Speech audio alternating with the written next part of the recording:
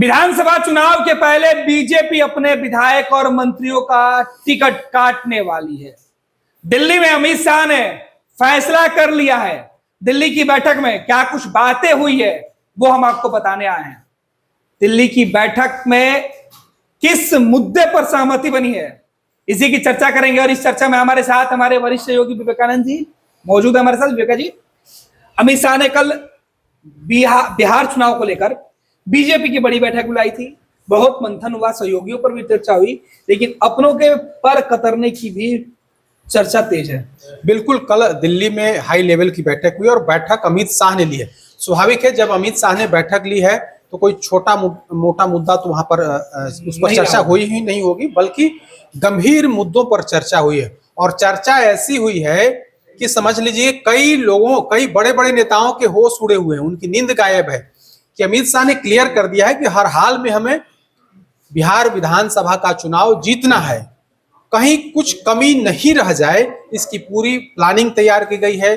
विपक्ष जो सहयोगी दल हैं उनसे कैसे निपटा जाए, घर के अंदर जो समस्या है उससे कैसे उसका निपटारा कैसे, तमाम मुद्दों पर चर्चा हुई है। लेकिन जो सबसे बड़ी खबर जो लेकर के हम लोग यहाँ पर आए हैं वो यही है कि बिहार विधानसभा चुनाव में इस बार ऐसा होगा, टिकट देने में, उम्मीदवार के चयन में इस बार कोई इफ बट नहीं होगा। यानी कि अमित शाह ने क्लियर कर दिया है कि हमें विधायकों का कत्लेआम करना ही होगा, क्योंकि जो जिस तरह के रिपोर्ट्स जा रहे हैं, जिस तरह के सर्वे रिपोर्ट नेतृत्व को मिला है, उससे नेतृत्व चिंतित है। चिंतित इसलिए है क्योंकि बीजेपी के जो विधायक हैं, बीजेपी के कई ऐसे विधायक हैं वे नन परफॉर्मर हैं। नन परफॉर्मर मतलब वे क्षेत्र में अपने लोगों से मिलते जुलते या उनके सुख और दुख में साथ नहीं होते हैं, उनके लिए काम नहीं करते हैं। वहां के लोगों का गुस्सा या नाराजगी कह सकते हैं उस विधायक को लेकर के है। तो बीजेपी ने जो कई महीनों से सर्वे करा रही है, आप कह सकते हैं कि 6-7 महीने पहले से सर्वे का काम चल रहा है और कई सर्वे रिपोर्ट्स जो है वो नेतृत्व को मिल गए हैं। अंतिम जो सर्वे है का जो रिपोर्ट है वो मिलने वाला है। तो जो सर्वे रिपोर्ट नेतृत्व को मिल गया है उस पर समीक्षा की गई है। तो समीक्षा में यह बात सामने आई है कि हमारे जो विधायक हैं उनको लेकर के समाज में और वोटर्स में, खास करके जो एनडीए के वोटर्स हैं उनमें नाराजगी है। तो नाराजगी है तो उस नाराजगी को खत्म कैसे किया जाए? नाराजगी को खत्म करने का एक ही तरीका है कि जिस विधायक से ज्यादा लोग नाराज है, यानी कि जो सर्वे के रिपोर्ट में जिस विधायक के खिलाफ ज्यादा नाराजगी दिखाई जा रही है या दिखाई गई है, उनको बेटिकट करना, उनका पत्ता साफ करना, उनको आगामी चुनाव में उम्मीदवार नहीं बनाना। बीजेपी के लिए यही एक रास्ता बच गया है। तो एक वैसे विधायकों का चयन पार्टी की तरफ से की जा रही है जिनके खिलाफ लोगों में भारी आक्रोश है। तो सबसे और आक्रोश, जिन विधायकों के खिलाफ आक्रोश है उनकी संख्या कोई इक्का दुक्का नहीं है, बल्कि कह सकते हैं कि दर्जनों में इनकी संख्या है जिनके खिलाफ लोगों में भारी आक्रोश है। न सिर्फ वोटर्स में बल्कि जो बीजेपी के कार्यकर्ता हैं उनमें भी नाराजगी है। तो उन तमाम बिंदुओं पर पार्टी ने विचार किया है और सर्वे रिपोर्ट के हवाले से और जो वरिष्ठ नेता हैं उन लोगों ने भी अपने अपने लोगों को क्षेत्र में भेजा है। संगठन के स्तर पर, आरएसएस के स्तर पर भी एक रिपोर्ट तैयार हुई है और वह रिपोर्ट नेतृत्व को गया है। और नेतृत्व को जब रिपोर्ट गया है तब जाकर के अमित शाह सक्रिय हुए हैं और अमित शाह ने कल पार्टी के बिहार बीजेपी के वरिष्ठ नेताओं को बुलाया है और उनके सामने क्लियर मैसेज दे दिया है कि भाई बिहार के अंदर पार्टी का परफॉर्मेंस, यूं कहें कि और विधायकों का परफॉर्मेंस बेहतर नहीं है। रिपोर्ट्स बाजाप्ता सामने है। उस रिपोर्ट्स के हवाले से उन्होंने जो जानकारी निकल करके सामने आई है, जो कल की मीटिंग के बाद जो जानकारी हम तक आई है, हमारे तक आई है, वो यही है कि अमित शाह ने क्लियर कर दिया है विधायकों का पत्ता साफ होगा। उसमें तो एक वैसे विधायक है जिनको लेकर के लोग भारी नाराज है, जो पार्टी के कार्यकर्ता नाराज हैं। एक वो हो गया। और दूसरा जो महत्वपूर्ण बिंदु है वो यह कि जो उम्रदराज विधायक हैं, जिनकी उम्र 70 प्लस या 75 के आसपास हो गई है, वैसे विधायकों का भी पत्ता साफ हो सकता है। इसकी पूरी गुंजाइश है। तो इस लिस्ट में भी कई ऐसे विधायक हैं जिनकी उम्र काफी हो गई है, जो बेहतर ढंग से अपने क्षेत्र में ध्यान नहीं दे पाते हैं, जा नहीं पाते हैं, सुख दुख में शामिल नहीं हो पाते हैं। तो उनकी भी एक लिस्ट जो है वह तैयार हो रही है। तो 2-3 बिंदु ऐसे हैं, मतलब आप जो पार्टी के स्तर से जो समीक्षा हुई है, जो रिसर्च हुआ है, जो सर्वे रिपोर्ट आया है, उसमें से हर विधानसभा क्षेत्र को 1, 2, 3 या मतलब एक को रखा गया है कि क्लियर है कि यहाँ पर हर हाल में हम लोग बीजेपी जीतेगी।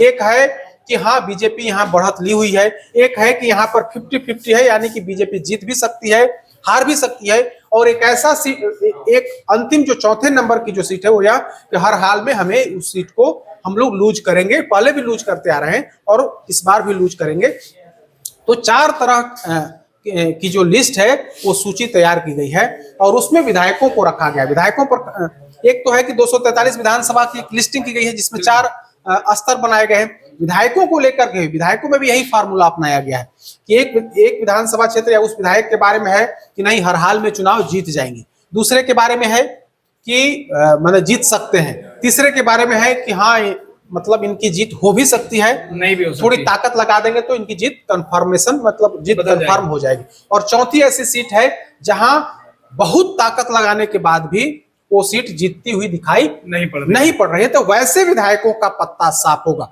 और जो जानकारी हमारे पास आई है वह जानकारी यही है, वो जानकारी तमाम विधायकों के लिए चिंता वाली बात है कि बिहार के अंदर 50% विधायकों का पत्ता साफ हो सकता है। यह जानकारी निकल करके पार्टी के स्तर से यह जानकारी निकल करके सामने आ रही है कि जिस तरह से नॉन परफॉर्मर और उम्रदराज जो विधायक हैं उनका पत्ता साफ होगा। और इस लिस्ट में इस दोनों लिस्ट को अगर हम जोड़ देंगे तो इसकी संख्या 50% तक हो सकते हैं, यानी कि 35 के आसपास या उससे ज्यादा भी 35 और 40 के बीच में विधायकों का पत्ता साफ हो सकता है। तो एक बड़ी खबर है और बीजेपी के अंदर भूचाल है।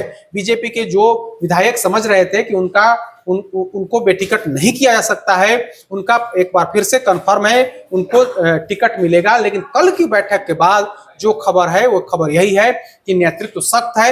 नेतृत्व यह निर्णय कर लिया है कि हम किसी दबाव में, पार्टी के दबाव में या अंदरूनी दबाव हो या बाहरी दबाव हो या किसी भावना में बह करके हम किसी को टिकट नहीं देंगे, बल्कि हम परखेंगे, हम समझेंगे, हम सर्वे रिपोर्ट को देखेंगे और तब जाकर के अंतिम निर्णय लेंगे। अगर सर्वे रिपोर्ट या फिर जो इनपुट आएगा, अगर उस इनपुट में वह विधायक फिर से उम्मीदवारी के लायक नहीं होगा, तब हम वहां पर नए उम्मीदवार को टिकट देंगे और नए में भी खास तौर पर 50 वर्ष से अधिक वालों को हम प्राथमिकता नहीं देंगे। यानी कि जो नए लोग हैं, जो कम उम्र के लोग हैं, जो अगले 20 सालों तक पार्टी की सेवा कर सकते हैं, वैसे उम्मीदवार के चयन पर पार्टी का फोकस है। और कल की बैठक में क्लियर हो गया है कि बीजेपी का जो शीर्ष नेतृत्व है इस बार बकसने के मूड में नहीं है, किसी दबाव में आने को तैयार नहीं है। क्लियर कर दिया गया है कि अमित शाह की बैठक में एक और जो जानकारी निकल करके सामने वो अभी हम अपने दर्शकों को बता दें कि बीजेपी ने, अमित शाह जी ने क्लियर किया है कि सहयोगी दल चाहे जो भी दबाव बना ले उस दबाव में नहीं आना है, बल्कि बिहार के अंदर एनडीए के अंदर 2 बड़े घटक दल हैं, बीजेपी और जेडीयू। नीतीश कुमार को नाराज नहीं किया जा सकता है।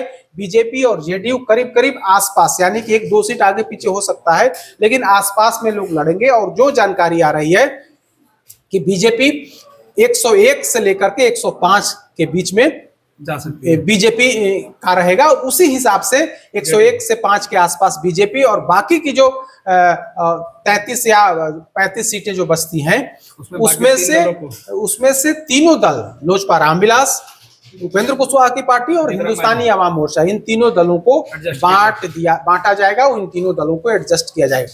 तो यह भी क्लियर बीजेपी की तरफ से अपने नेताओं को किया गया है कि दबाव में पार्टी नहीं आने वाली है, बल्कि एनडीए के अंदर जो सबसे बड़े घटक दल के रूप में जो 2 दल हैं, बीजेपी और जेडीयू, वो उनके पास 101 से लेकर के 5 और 101 से लेकर के 5 और बाकी की जो सीटें बचेंगी उसमें से सहयोगी दल को दे देना है। तो कल की बैठक बिहार के लिए, बिहार बीजेपी के लिए, बिहार एनडीए के लिए काफी अहम।